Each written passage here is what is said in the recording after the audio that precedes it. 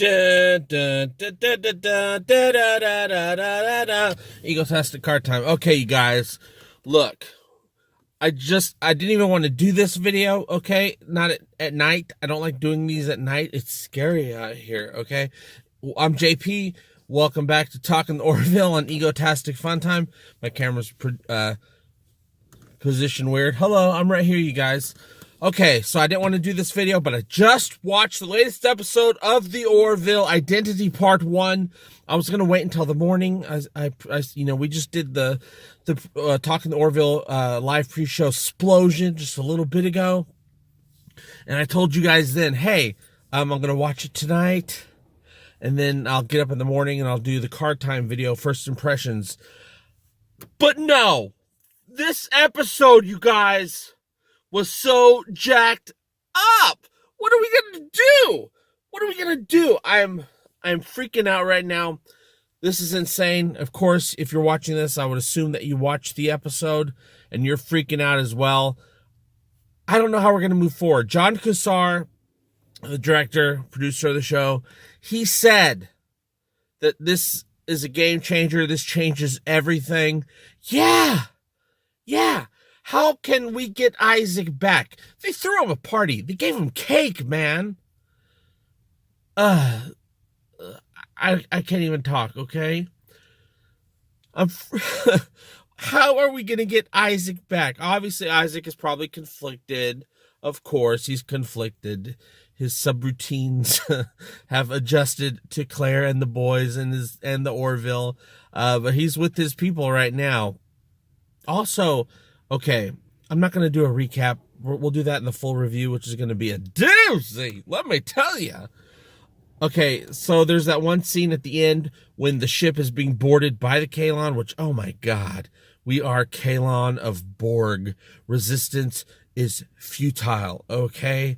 We will not be adding your biological likenesses to our own because we're better than you are. We're just going to destroy you. We're going to kill you, okay? Okay, so Ty and Marcus are in the room. No, Claire's not there. So the boys are in the room. Kaylon opens the door. Eyes are red. Kind of felt like Isaac to me. That kind of felt like it was Isaac with red lights to disguise himself.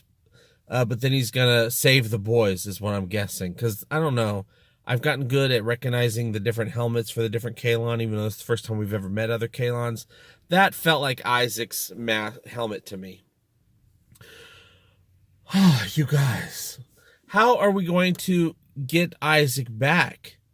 I mean, the only thing I can think of is Isaac is going to save everybody. He's just playing along, right? He's playing along. And he's going to save everybody, and then he has to remove himself from the Kaylon. What if we end up destroying the entire Kaylon world and he's the last Kaylon? All I know is that next week, this isn't even a review, okay? This isn't even a first impressions. This is a help me, you guys. I need somebody to make a time machine so I can go to next Thursday so I can see how this ends. Okay, so starts off, everything is great. The boys, Claire, and then, Isaac, and they're all playing that really cool game. And then all of a sudden, Isaac just shuts down. So they're like, okay, let's take, the adjutant didn't show up. They must have cut his scene. Oh, that's too bad. They don't know how to fix Isaac. They get permission to go to Kaylon. We finally get introduced to Kaylon Prime. We see other Kaylons, and we learned a lot more than we wanted to learn. And tonight in the, and I figured that this was the episode where Bortus and Tala were going to go down into that cave and see the pile of skulls. I figured that was it. So during the pre-show, that was just happened about an hour and a half ago, 2 hours ago, I remember talking about, hey, they're going to find the pile of bones. Did the Kaylon kill their creators? That was the question we were discussing, that I asked about. And yeah, it turns out the Kaylon destroyed their creators. They probably found them to be inferior. And, of course, the creators are like, hey, you guys are trying to surpass us. We have to stop that. We have to unplug you guys. We should have given you extension cords instead of making you free roaming battery powered robots. Okay, if you make it with a power cord, you can just unplug them. But no, they didn't do that. You gotta be smart. Okay, smart. So the Kaylon became sentient. They're like, no, you're trying to stop us from being amazing. So they killed them all. Hundreds of thousands, or did they say billions? Ed might have said billions. Also, why didn't they use incinerators? Wouldn't it be awesome if all the clouds were actually just ancient smoke clouds from all the incinerating that they did when they killed all the creators? I don't know how we're going to get out of this. I do know that next week it's a big battle. Them crazy Kaylon circular ships. They're headed towards Earth to destroy it. They're going to try and destroy Earth. And the crew, and this is, great type of episode, the crew has to work together to try to take back the ship. So I know that's what's going on. I thought there was going to be a krill thing going on. That's my fault. I fell, and I tell you guys not to do this, but I fell for it. I fell for IMDb again. They said there was going to be a krill officer in this episode. I fell for it. There was not, unless it got cut out, but why would there even be one? Maybe the krill. We might have to work with the krill next week. Maybe the krill. We have to work with the krill next week to fight the Kaylon, because the Kaylon wants to spread out throughout the universe and destroy everything. They're the Borg, but they're worse because they don't even want to turn you into Borg. They just want to kill you because you're inferior. Okay? Ugh! And that whole thing, we've all been mad at Clyden, right?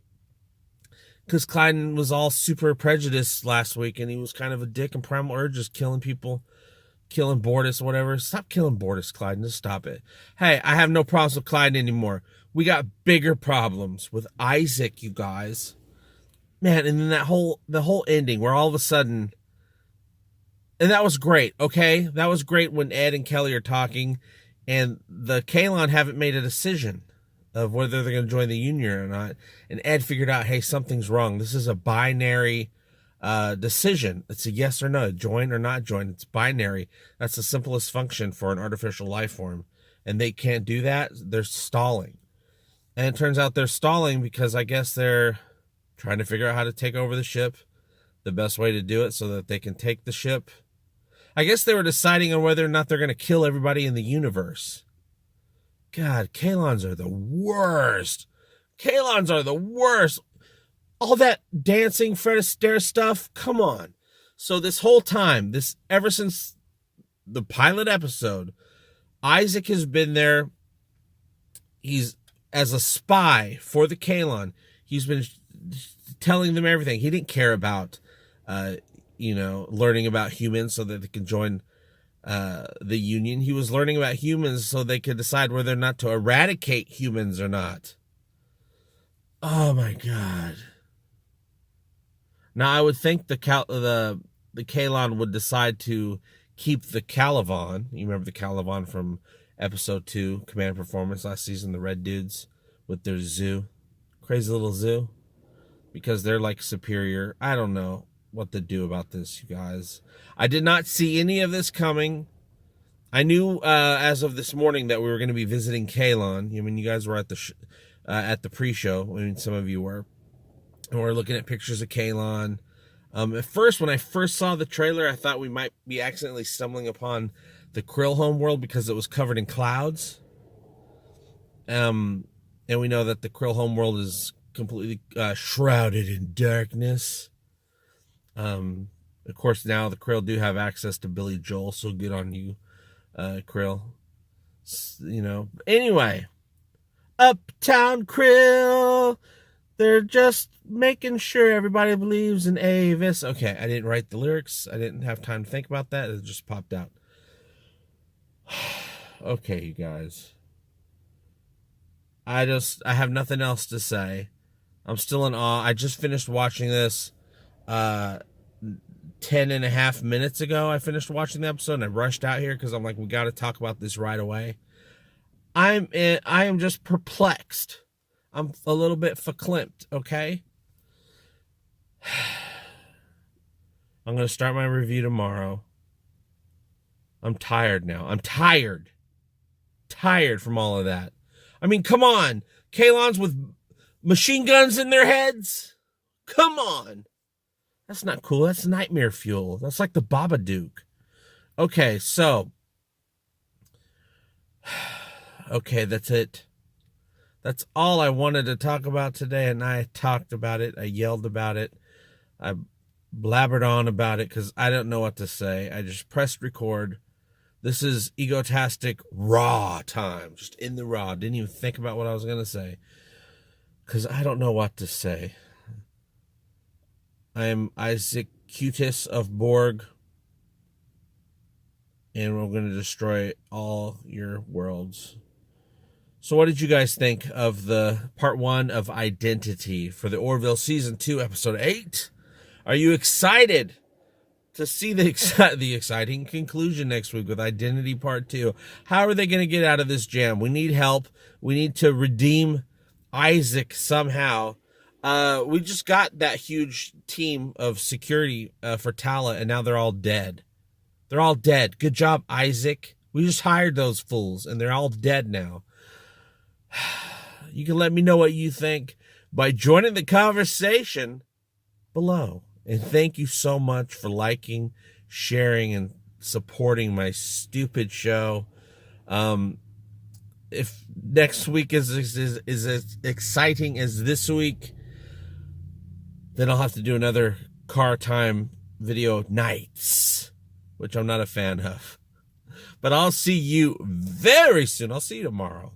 And as always, I hope all your times are egotastic fun times. Love you, bye-bye! Egotastic fun time, we're gonna have a great time. Egotastic fun time, give me all your money. Give him all your money. You will find it funny. Just give me money. I love money. Give me all your money. Give me all your money. Give me all your money. Give me all your money.